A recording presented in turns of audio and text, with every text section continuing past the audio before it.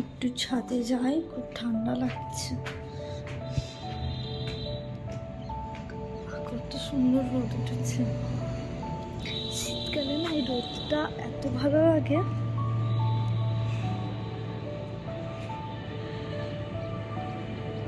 এখনো কুয়াশা কুয়াশা আছে, 9টা বেজে গেছে, তাও কুয়াশা ভর্তি।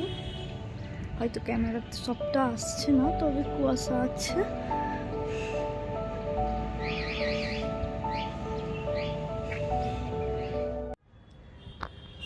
বাড়ির ভেতরে বসে অনেক ঠান্ডা লাগছিল, তাই একটু ছাদে এলাম রোদ খেতে। আর বেশি রোদে দাঁড়ালেও না বেশি সহ্য হয় না, একটু একটু ঠিক আছে। তাও এখন রোদে দাঁড়ানোর মতো অত ঠান্ডা পড়েনি। আর রোদে বেশিক্ষণ থাকলে মনে হয় যে স্কিনে এফেক্ট পড়ছে। সত্যি বলতে কি, শীতকালের এই রোদটা না অতটাও স্কিনে এফেক্ট পড়ে না, যদিও এই রোদটা অনেকটা মিষ্টি। আর তোমার গরমকালের রোদটা একটু বেশি কড়াই হয়। দেখো উপরে আরেকটা ছাদ আছে,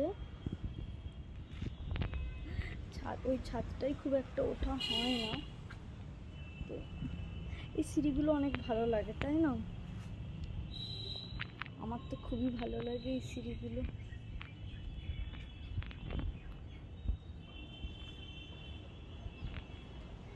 যাই, বেশিক্ষণ রোদে থাকবো না, নিচে চলে যাবো। দেখো এত মাটি বার করেছে, আমাদের গাছ বসাবে, ওই জন্য মাটিগুলো আগে থেকে বার করে মেলে শুকাতে দিয়েছে, হয়তো গাছ বসাবে ওই জন্য।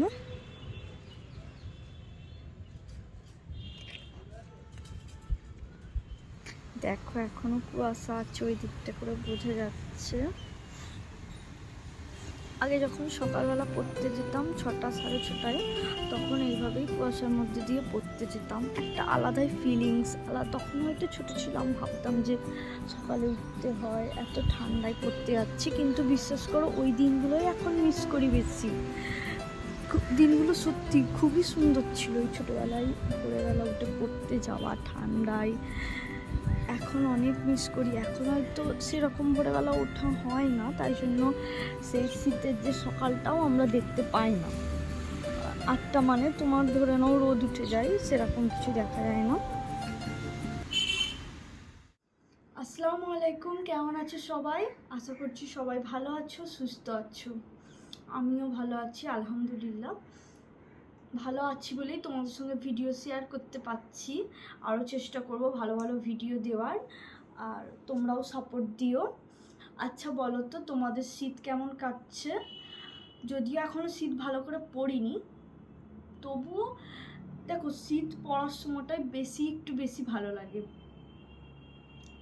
আর আর একটা হচ্ছে শীত শেষ হওয়ার সময়, এই যে বসন্তকালটা তো আমার খুবই ভালো লাগে। শীতও ভালো লাগে, কেননা শীতে অনেক ঘুরে বেরিয়ে একটু বেশি আনন্দ। কারণ তুমি শীতকালে পিকনিক যেতে পারবে, ওটা একটা আনন্দ।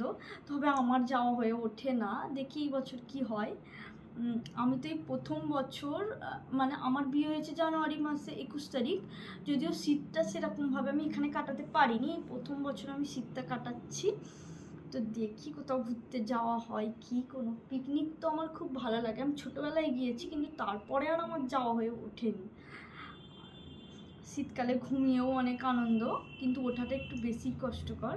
তোমরা অনেক জায়গা থেকে আমার ভিডিও দেখো, তো জানাবে যে তোমাদের ওখানে কেমন শীত পড়ছে। কারণ সব জায়গায় তো এক শীত না, কোথাও গ্রাম কোথাও শহর। গ্রামের দিকে একটু বেশি শীত পড়ে। আমি এখন লাঞ্চে যাব, দেরি হয়ে গেছে। ঠিক আছে, আমি লাঞ্চে যাই তোমার সাথে, আর দেখতে থাকো আমার এই ব্লগটা।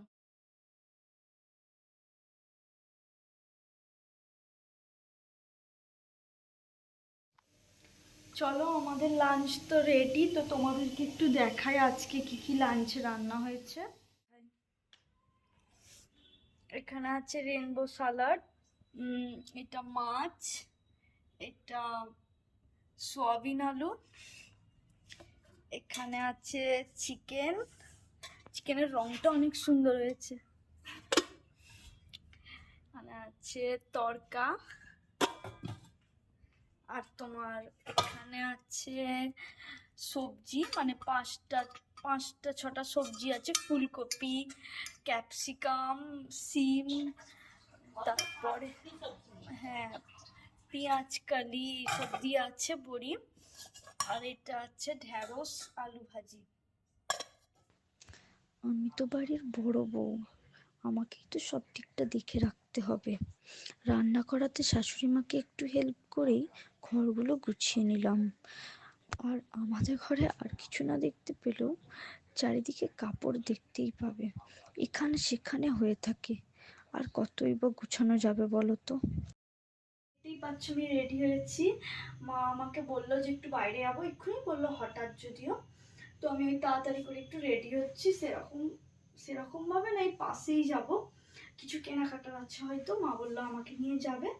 তো আমি যাই, কেমন লাগছে আমাকে। তো ঠিক আছে, মা ডাকছে, আমি যাচ্ছি। বেরিয়ে পড়লাম আমার শাশুড়ি আর আমি। দেখেছো বেরোতে না বেরোতে রাস্তায় এত জ্যাম, কতটা বিরক্ত লাগে বলো তো।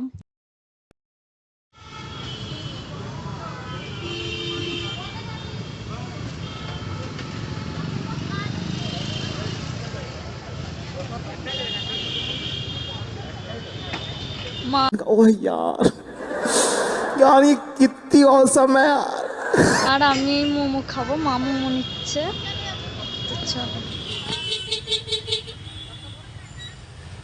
তো বন্ধুরা এখন আবার ফিরে যাচ্ছি, কাজ হয়ে গেছে, কিছু কেনার ছিল, কেনা হয়ে গেছে, তো চলে যাচ্ছি আমরা।